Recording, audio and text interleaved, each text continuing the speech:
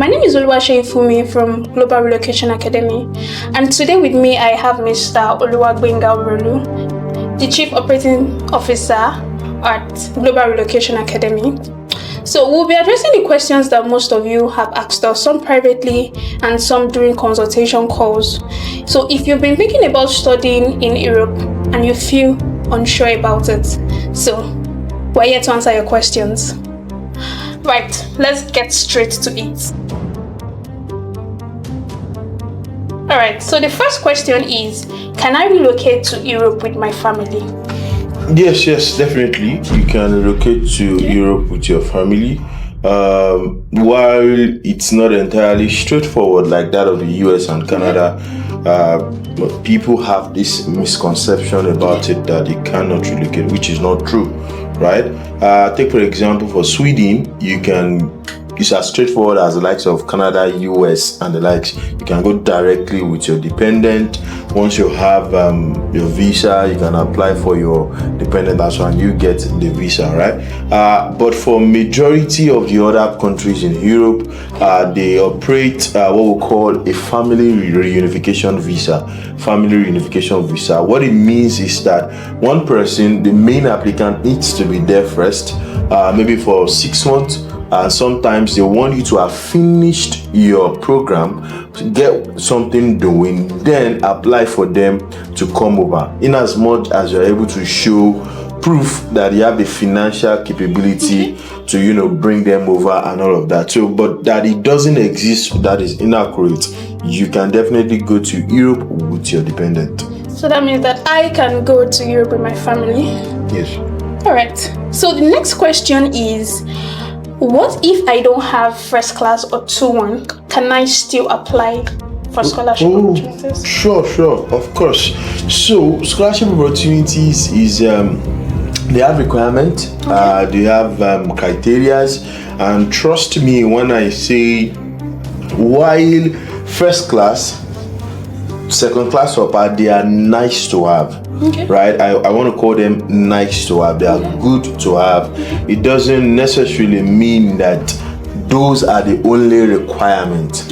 Right? There are a lot of requirements like age, do you understand, application timelines, quality of application, your SOP, your CV, getting all your documents intact. So it's not necessarily about your CV. So yes, whether you have a first class or not, a 2-1 or not, you can still apply and get a scholarship in European countries. Okay.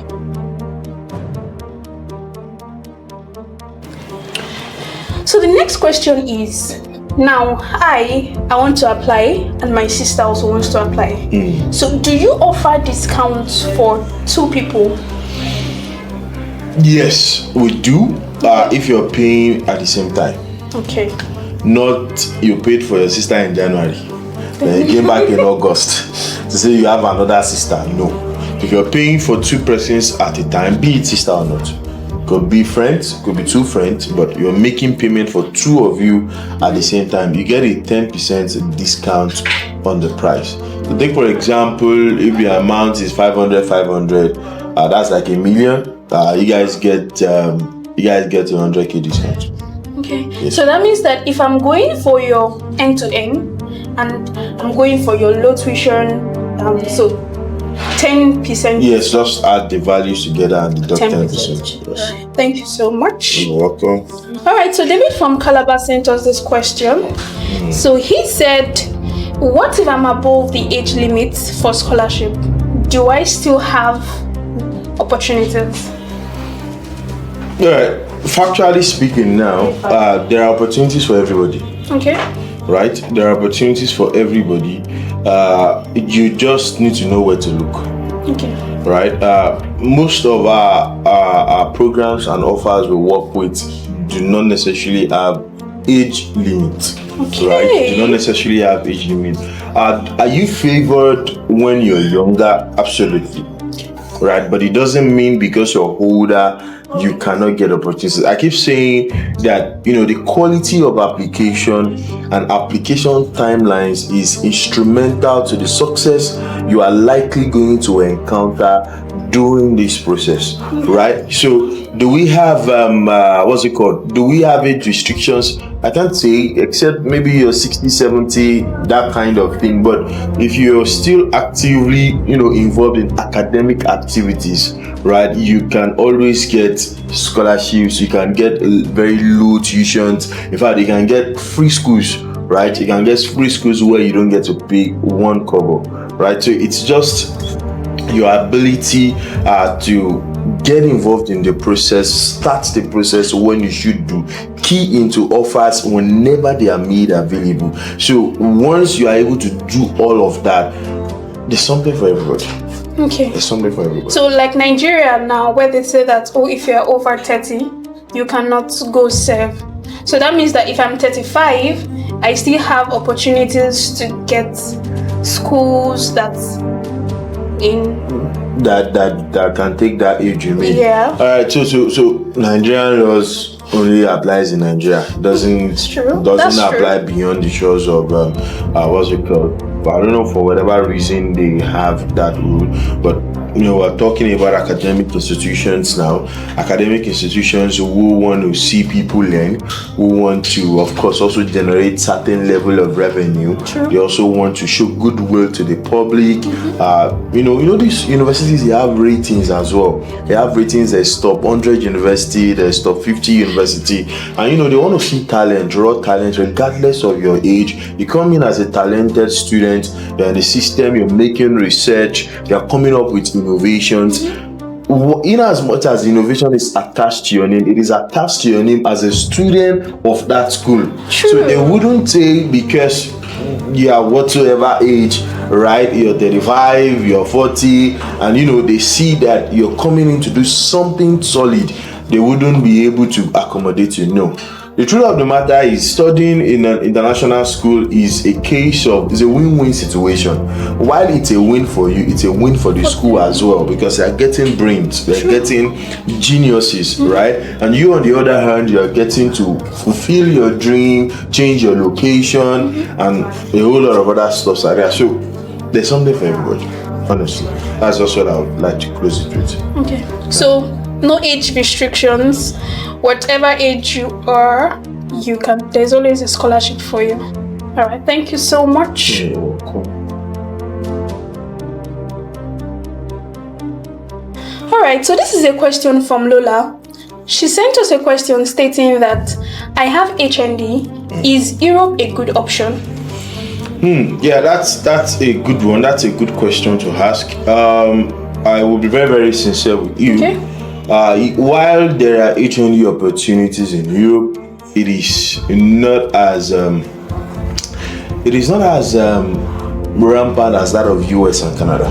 Okay. Right? Very few universities in Europe accept HND for a master's degree and all of that. But that's where expertise come in, right? That's where our own expertise come in, whereby we have already identified those countries, those institutions that allow you to apply directly for a master's degree with your higher national diploma, right? So some of these informations are not informations people will get randomly by themselves, because it takes a lot of proposals, sending to schools, back and forth, deep research and all of that to actually get some of this information and access to these application processes. But while it is limited, it does exist. You can actually get a master's degree with your HND. Okay, I think that even answers the question, because I always thought that with HND, like once you're done with HND, you have to now go and maybe do a conversion program to BSc and things like that. So like I said, a lot of people have a lot of misconceptions about the European space. I can tell you for a fact that Europe is one of the best continent to go to, right? Even quality of education wise, is one of the best continents to go through, and that's why we're here to correct some of these misconceptions that people have. All right, thank you so much. All right, so the next question is, how does the 2-year post-study work permit, how does it work? Okay, so for many European countries now, once you're done with usually before you leave Nigeria or Africa to go to those countries, they give you a visa duration that that fits into the timeline of your study. Okay. So if your study is a 1-year program, you are going to get a 1-year visa. Okay. If your study is a 2-year program, you're going to get a 2-year visa, right? So, and sometimes they might even give you 1-year visa, and when you get there, you'd apply for extension of visa and all of that to complete your study. So, but when you're done, most European countries allows you to apply for residence permits, temporary residence permits, up to 2 years, up to even 3 years sometimes, right? And the reason is because they expect you to gain some level of experience after you're done with your studies, right? So when you're done with your program, you are expected to apply for jobs. When you apply for jobs, you gain experience. You give back first to their own community, to their own country. Do you understand? So, which is why I said this process is a win-win. It's a win-win situation. They are getting from you the same way you're also getting from them. Nobody's doing anybody a favor, right? So they allow you to apply for 2 years, and you can keep applying. You can keep applying until you get permanent residency, in as much as you have a job to do. And of course, the European space is not saturated yet. It's not like the UK, it's not like Canada. So the competition in getting jobs is still at a very, very minimal level, which means it is almost 200% certain that you would have a job. So let's now say that 200%. Yeah. I'm done with my studies, and then for a year I was unable to get a job. So what happens? All right, firstly, let me say to you, it is impossible. Oh wow. Let me say that to you first. It is impossible for you not to get a job. You would definitely get something. There are too many opportunities. Do you understand? There are too many opportunities that you would get. But for some persons who really don't like to work, let me put it like that. Maybe they don't want to work. Maybe they have some strong financial support from home. They just want to study, and you are done with your first program, and you do not want to leave the country yet. What you can do in that case is to apply for another program. In this case, it could be another master's, it could be a PhD, it could be a postdoc. Do you understand? So you apply in as much as you have legitimate reasons to stay in the country, which is usually through schooling or through working. You can always apply for extension of visa. Okay, thank you. That answers the question. All right.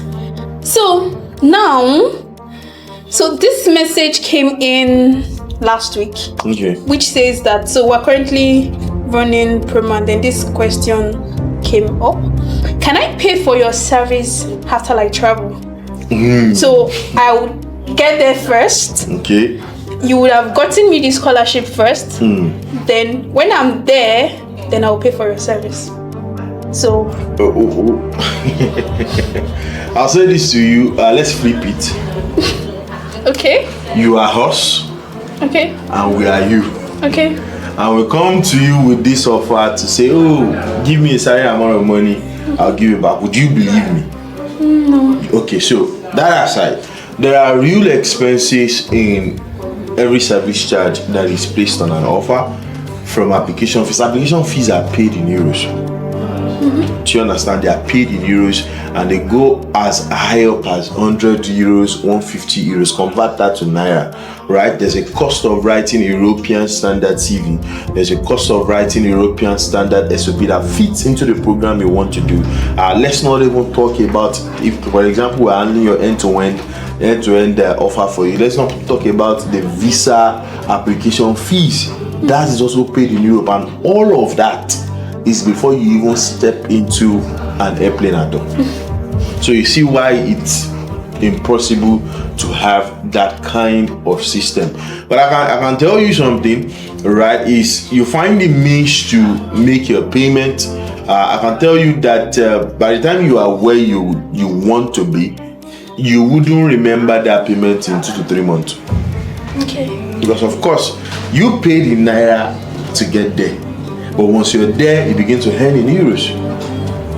Do you understand? You begin to earn in their own currency, which is of course way better than, and it's a study and work visa, right? It's a study and work visa. For most of the countries, there are no restrictions to working hours, unlike the UK and the US and the likes. Do you understand? You can, work for as long as you want. For most of the, not all, for most of the countries, you can work for as long as you want. And a whole lot of their classes are hybrid in the sense that there are more online classes than physical classes, right? There are more online classes than physical classes, cutting a lot of things for you. Transportation, cost of moving around and all of that is reduced to like the barest minimum as well. So it's a system that has been designed to succeed and to alleviate change one's financial story, right? So no, we do not offer that kind of service where you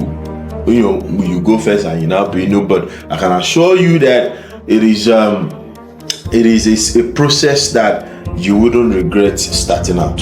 Okay, so I think another question I also want to ask is, for your services, can you explain, like, I want to apply for your end-to-end service now. Yeah. What are the things that you guys are going to be offering? If I'm going to be paying this, and also give me the price, what are the benefits? What am I covering? What does my money cover?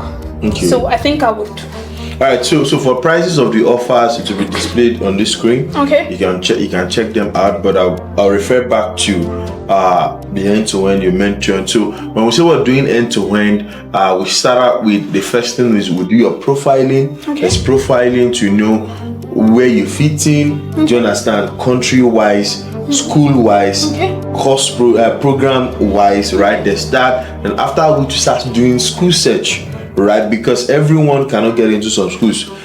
The peculiarity of your level of certification, your work experience, your age, those are the major determinants of the kind of countries that would favor you and would get the results we're looking for on time, right? The kind of school and your budget as well, right? Then we have the application, and which sometimes we can apply in up to 3 schools before we eventually get what we want. Just do the calculation. 100 euros across to 3 schools. You know how much that is already. We're going to also prepare you for interview, right? Interview with the school, because some schools like to interview their applicants before sending them admission offer. They get the admission offer, then we can start helping you to prepare for your visa documentation, right? We'll tell you the documents to go get. But if you are doing end-to-end for you, we are paying the visa fees, right? We are paying the visa fees, which is also about 100 euros plus, depending on the country. We are paying your visa fees for you as well. We are giving you a visa study pack as well, questions for you to run through so that you'll be prepared when you go to the embassy. Would also be guiding you on every process around that visa, because we want to make sure that we do all that is needed in order for you to be able to get what you want to get. Do you understand? So the process is lengthy in what I said, but it is value packed, right? It is value packed. It is only people who are rooted into the system that understand how complicated it could be sometimes, but when you have a level of proficiency in doing it multiple times, it becomes easy, right? But whatever you are paying, I can tell you it's being used up in a lot of areas. Okay, so this means that once I pay your fee, I do not have to pay any other fee? For the end-to-end, no, that's not correct. Right, like I said, application fees, they're no longer on you. For the schools, cost of your CV, it's not on you. Cost of your SOP is not on you. Cost of your visa is not on you. Okay. All of that are already enclosed into the service fee you have paid. The only the only financial burden that could be on you is, okay, you want to you want to get a particular documents that we have requested for, and those are just little. Maybe you want to authorize your document, you want to legalize your document, you want to notarize your document. Those are just little things as part of the documents would ask you to provide in this zone. All of that are on you. Your health insurance, that's just on you. What else again? Then your school fees, maybe your initial deposit that you want to make, that is on you. Do you understand? But every other processing fee, it's been taken care of already by the service charge you're paying. Okay. Alright, so my next question is, most people do not really understand what fully funded scholarship means. So I want you to help break down what fully funded scholarship means. What does it cover? Alright, so fully funded scholarship is diverse, but one thing is unique in all cases. Okay. Your tuition is entirely paid for. Okay. So nothing at all. You're not paying anything. Your tuition is completely paid for. That is the core and major part of a fully funded scholarship, that you are not paying for this education. It is free, right? While other things depends on the country and depends on the school, right? And the other things you could get along with it are accommodation, stipend, allowances, and some schools and countries go as far as even giving you flight allowance. And for a lot of them, they expect you to find your way there, then they'll reimburse you the amount that was being spent. Do you understand? While accommodation is provided, but the major thing and core part of it is your tuition is entirely paid for, right? So every other are just side benefits and all of that. Paid for. Yes, of course. If your tuition is paid for, all you just need to do is to get on board and find your way to the country, right? So fully funded is very, very good. Very, very good. It takes away a whole lot of financial burden off your neck. All right, thank you. Yeah. All right, so that's it for today. Thank you so much for watching this episode. And then, why did you do like that? I'm done. Take it again. That's it for today. All right, so thank you so much. Thank you. Can I go? All right, thank you. All right, that's it. Thank you so much. All right, thank you. That's it. Thank you so much for watching today's episode. So if you have any question, do send us a message. Thank you so much. Bye.